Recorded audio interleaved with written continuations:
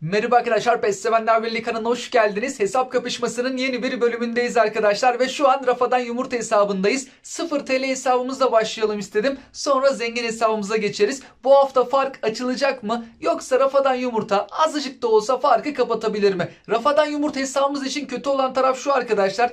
Güçlendiricili futbolcularımızın güçlendiricisi çalışmıyor. Player of the Week'ler anlamında. Bellingham C formunda 100 seviye. Bellingham'ın güçlendiricisi çalışmıyor. Vinicius Junior'da, kenardaki Vinicius Junior'ımız da 98. Onun da güçlendiricisi çalışmıyor. Bundan dolayı da kolektif gücümüz yükselemedi. Onlar da çalışsa bir tık daha kolektif gücümüz artacak. Şu an bizim kadromuzda 98 seviyenin altında hiçbir futbolcu yok arkadaşlar. Şöyle baktığımızda 97'lik kalecimiz bile yok. Bize 99, 100, 101 seviyeli isimler lazım. Kenara da baktığımız zaman yine yüksek seviyeli isimlerimiz az da olsa var. Ama kolektif gücümüzü arttıracak futbolcuya ihtiyacımız var. Paket açılımları yapmadan önce 33 tane alacağımız var. Bunları alalım. Futbol paramız kaç olacak? 705. Bayağı bir biriktirmişiz. GP'ler çok fazla ama bir işimize de yaramıyor. Sözleşme kısmına gelelim. Şimdi Player of the Week paketi 2 tane var arkadaşlar. Bundan ücretsiz açma hakkımız var. Burada Vlahovic güçlendiricisi çalıştığı zaman 100 seviyeye çıkıyor. Çalıştığı zaman güzel. Tek atabilirsek harika. Para harcamayalım derim. Çünkü neden? Düşük seviyeli futbolcular da var. Gerek yok. Çünkü Vlahovic'in güçlendiricisi çalışmadığında 97'ye düşecek. Kolektif kadromuzda yer alamaz bile. Şimdi buraya baktığımız zaman burada Kevin De Bruyne var. Güçlendiricisi çalıştırırsa 101, çalışmadığı zamanlar 100 seviye. Onun dışında hiçbir futbolcu kadro gücümüzü arttıramaz. Düşük seviyeli isimler burada da yer alıyor. Yani bir Kevin De Bruyne'yi çıkarabilir miyiz? 11 tane futbolcu var. Gelmeme ihtimali de yüksek. İleride gelecek daha güzel paketler için e-futbol parası bu hesabımızda biriktirebiliriz. Öyle bir yolda izleyebiliriz arkadaşlar. Epic paketten bir tane açacağız. Şansımızı deneyeceğiz. Şu Player of the Week'ten bir açalım. Bir Vlahovic gelirse. Ya Rafadan Yumurta çıkaramıyor böyle durumlarda ama zaten 2 defa mı ne ilk sıradaki futbolcuyu çıkardık kaç aydır. Yapar mı? En azından şu hafta birazcık kadro gücümüz artar. Hadi be Konemi. Ver bir Vlahovic. Ya hiç hissetmiyorum ama Rafadan Yumurta'nın çıkaracağını. Genelde en düşük seviyeli isimleri çıkarıyor. Kaleci çıkardı. Güçlendiricisiyle birlikte kadromuzda kaç oluyordu? Bir kontrol edelim. 96-97 seviyeye kadar çıkıyordu herhalde ama yine düşük seviyeli isim çıkardı ne yazık ki. Şaşırtmadı. Şimdi buradan açarsak arkadaşlar gelmeme ihtimali de yüksek. Paramızı çok da harcamayalım. 0 TL hesap olduğu için ileride gelecek güzel paketler olacaktır. Oralara da saklayabiliriz. Şimdi bu epikten bir kere olsa da şansımızı deneyeceğiz. Çıkarmak çok zor ama deniyoruz. Bir gün herhalde tek atacağız bir şeyi ama renkli kart mı olur, epik mi olur? Keşke bugün atabilsek. Burada Roberto Baggio var, Ray kart var. Ambrosione de 100 seviye. Renkli kartlarımız. Bir deneyelim arkadaşlar. Çok zor bir şey. 100. İptal et. Roberto Baggio'ya tıklayalım. Taktik olsun. Keşke çıkarabilsek. Ray karta tıklayalım. Zorluyoruz. 100. 100. Bugün de olmadı. Rafadan Yumurta bugün de tek atamadı. Bir gün yapacak herhalde bunu. Ya bir yapar galiba. Renkli kart bile olsun çıkaramadık. Kaç haftadır da yine tek tek çok zor bir ihtimal tabii yüzde futbol parasını çıkarmak ama en azından bir kere de olsun tek atsın diye bekliyoruz. Şu ana kadar olmadı. Şimdi paket açılımı da hiç güzel olmadı ki. Kadro gücümüzü arttıramadık. Şimdi harcarsak para bu paketlere para da pek harcanmaz arkadaşlar. İlerleyen dönemler için bence biriktirmeye devam edelim. Doğru adımlar atmaya çalışalım istiyorum. Paramızı da idareli kullanalım. Biriktirebiliyorsak biriktirelim. İleride muhakkak çok güzel paketler gelecek. Oralardan da açılımlar gerçekleştirebiliriz. En son gelen futbolcuya sadece bir bakalım. Kadromuza 97'ye kadar çıkmakta. O da güçlendiricisi çalıştığı zamanlar.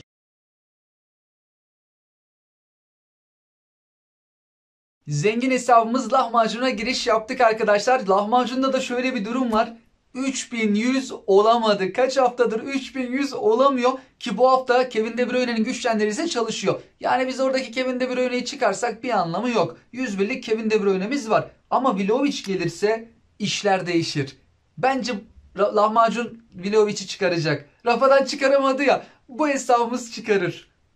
Bu haftalık 3100'ü geçebiliriz. Bize Vlahovic lazım. Başka futbolcu işimize yaramıyor. Kesinlikle Vlahovic'i çıkarmalıyız. 24 tane hediye kutusunda alacağımız var. Bunları hemen alalım. 11.815 e-futbol parası var lahmacunun. Görevler dedik. 4 tane antrenör falan galiba. Şu 50 de buradan. Yine buradan da e-futbol parası az da olsa almış oldu. Paketlere baktığımızda bu paket önemli. Buradan Vlahovic'i çıkarmalıyız. Çalıştığı zaman güçlendirilirse işimize yarar. Bu hafta çalışıyor. Bu hafta 3100'ü Vlahovic gelirse geçeceğiz arkadaşlar. Vlahovic'ten başkası işimize yaramıyor. Bir de tek atıyormuşuz. Lahmacun genelde en çok istediğine tek atıyordu. Bu hafta da bunu yapabilir mi? Hani Rafadan'a birçok hafta böyle nazire yaparcasına güzel paket açılımları gerçekleştirdi. Ama bu sefer olmadı. İspanya Ligi. Luka Modric geldi. Yine de güzel futbolcu çıkardı. 94'ten 97'ye kadar çıkıyor kadromuzda. 3 tane hakkımız var Vlahovic için. Biz ama çıkarsak bile Vlahovic'i sonuna kadar devam edelim arkadaşlar. Her iki paketten de açılımlar gerçekleştirelim. İtalya Ligi ama olmadı. Dybala'yı çıkardı. Çok güzel futbolcu geldi. Çünkü yıl sonuna geldiğimiz zaman lahmacuna bakalım. Hangi takımların kadrolarını oluşturabildi? Ne tür kartlar çıkarabildi? Çünkü çok güzel futbolcular geliyor Dybala gibi. Hani bunlardan kaç tanesini çıkarabildi? Onu da görmüş oluruz. Ama Vlahovic gelmedi. Vlahovic için devam. Çok kritik bir açılım. Az önce İtalya'ya gittik ama takımı tutturamadık. 3100'ü geçeceğiz mi? Hiç Beyaz İngiltere Ligi. Lahmacun bu zamana kadar hiç 3100 kolektif güce ulaşamadı. Hep bu sınırda kaldık arkadaşlar. Çok yakınız. Vlahovic gelirse tamam. Aksi halde diğer pakette ne yazık ki kolektif gücümüzü arttıracak futbolcu yok. Şu açılım çok kritik. 3100 için. Yok ya, bu İtalya Ligi falan olmaz. Çıkaramadı. Lahmacun hesabı bile çıkaramadı. Takıldı kaldı. 3099'da kaldık. Minamino geldi. Farklı tarz oyuncular geldi. Kadromuzda bayağı bir yükseliyor ama Minamino. Şimdi Şampiyonlar Ligi paketindeki hiçbir isim işimize yaramıyor. Ki bizde bu futbolcuların birçoğu da vardır aslında. Kevin De Bruyne var. Pedri var galiba ya da olmayabilir. Pedri işimize yarayabilir. Mesela Marquinhos var. Aşağıdakiler düşük seviyeli. Ama açalım. Bakalım neler gelecek. Şimdi bir de Kevin De Bruyne geliyormuş. Atla diyelim. Yo, Pedri geldi. Bir bakalım. Elimizde yoksa güzel bir futbolcu çıkardık. Pedri oyunda etkili isimlerden bir tanesi. 2 tane açma hakkımız kaldı. Kevin De Bruyne gelmesin. Marquinhos gelmesin. Onlar elimizde var. Onun dışında farklı oyuncular olabilir. Kopenhag takımına gittik. Ya o kadar da gitmeseydik en aşağıya. Çok da düşük geldi. Ve son açılım. Bu paketten 3. açılımımızı gerçekleştiriyoruz. Bir tane çok güzel, bir tane de düşük seviyeli geldi. Hani bugün lahmacun da pek gününde değil. Epik paket açılımı çok önemli. Osimhen mi? İyi kapattı. Bakıldığı zaman diğer paketten Dybala geldi. Yüksek seviyeli güzel. Luka Modric de gelmişti aslında. Buradan da Pedro Osimhen. 3'te 2. Fena da değil ama bir tane 4 yıldızlı gelse de 2 tane yüksek seviyeli. Ama en yüksekleri çıkaramadı. Ama bizler için artık bu saatten sonra en önemli şey arkadaşlar epik paket. Epik pakette 102 seviyeli Roberto Baggio var. 102 seviyeli Rijkaard var. 100 seviyeli Ambrosini. Olur da epik futbolcu çıkarırsa lahmacun hesabı, işte o zaman 3100'e öyle bir geçecek ki garantileyecek. Çünkü Player of the Week futbolcuların güçlendiricisi her zaman çalışmıyor. Ama bu futbolcuların seviyesi düşmeyecek. 102, 102, 100.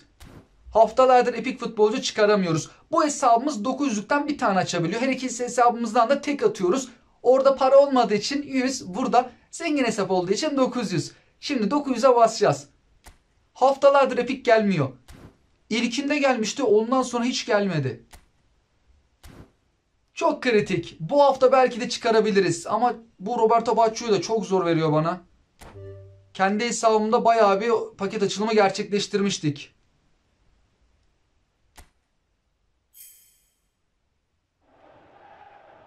Abi geliyor. Of. Epik çıkarıyoruz.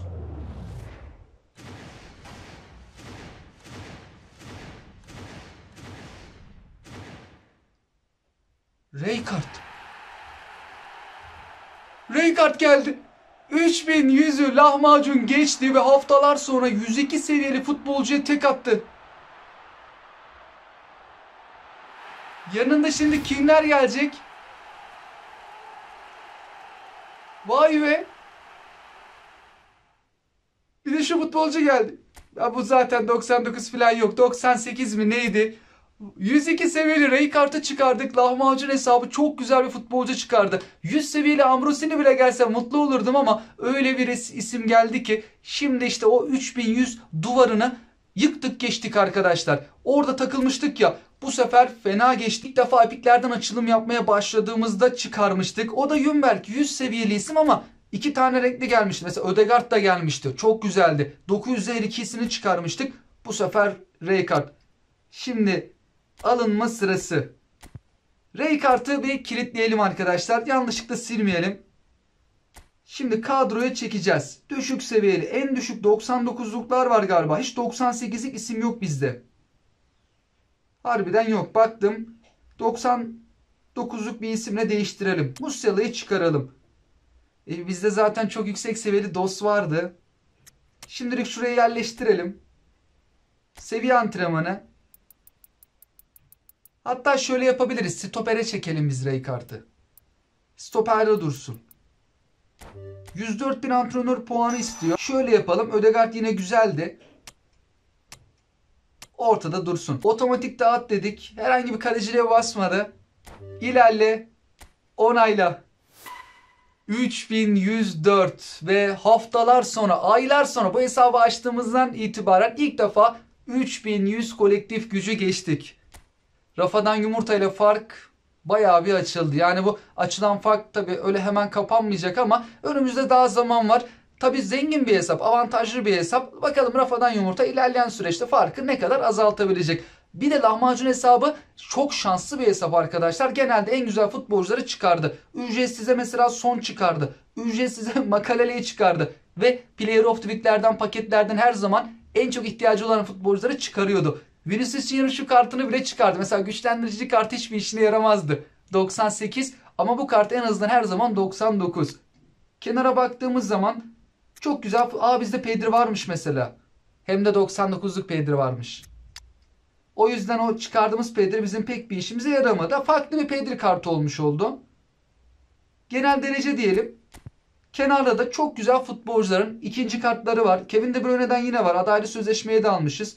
Musiala'nın bir kartı 100 seviyeye çıkıyordu. O kart bizde yok arkadaşlar. O olsaydı 100'e kadar çıkardı. Ama çok güzel isimler var. Ronaldo'su, Griezmann'ı, Dembele'si, Bernardo Silva'sı. Değişik futbolcular, nadir gelen isimler de elimizde bulunuyor. Ama şöyle bir durum var. Menajeri değiştirsek acaba Zico Rijkaard'a bir etkide bulunuyor mu? Bulunmuyor diye biliyorum ama yine de bir kontrol edelim arkadaşlar. Zico ile Rijkaard'ın bir 103'e atlama durumu olur mu? Yok, aynı. Herhangi bir 103 seviye falan olmadı. Ve lahmacun hesabı bu hafta farkı birazcık arttırdı. Çok güzel bir hesabı var lahmacun hesabına. Zaten bu iki hesabı da yıl sonuna, oyunun sonuna, bu sezonun sonuna geldiğimiz zaman da iki hesabı hediye edeceğim ben arkadaşlar. Sonra nasip olursa eFootball 2025'e geçersek o zaman farklı bir kapışma, farklı konseptli bir kapışma da yapabiliriz. İlla böyle bir şey değil. Belki iki tane zengin hesabı karşılaştırırız. Daha farklı bir kapışma da o zaman düşünüyorum, tasarlıyorum. Ama bu hafta çok güzel paket açılımı oldu. İnşallah sizler de en çok istediklerinizi çıkarırsınız. Sizlere yayınlar diliyorum. Hoşçakalın.